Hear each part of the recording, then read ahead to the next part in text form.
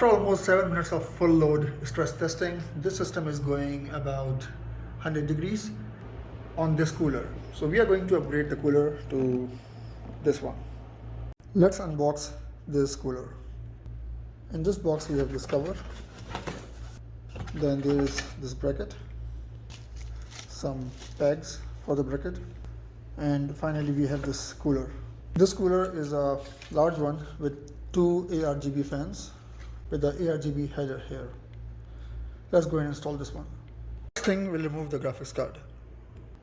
With graphics card out of the way, we'll take out the RAMs. With RAM gone, it's very easy to access this cooler, and now we'll remove it. With this cooler gone, we will now clean this. There is a whole lot of debate how to apply the paste. 5 dots method, star method, or spread. I simply use my fingers like this and spread it around, and that's it.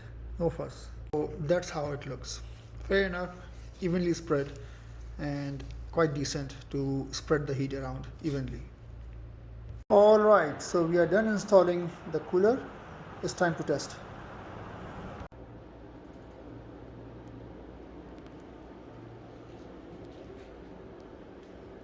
Alright, so the moment of truth. This PC has been running under full load for almost 40 minutes, as you can see here.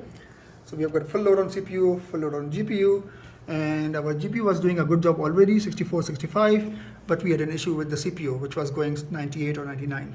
At this moment it is 69, a max, while the current temperature is 66 degrees. So as a decent upgrade, we reduced the temperatures for almost like 30 degrees. And if you guys are looking for an upgrade, I would highly recommend this one. Very cost effective.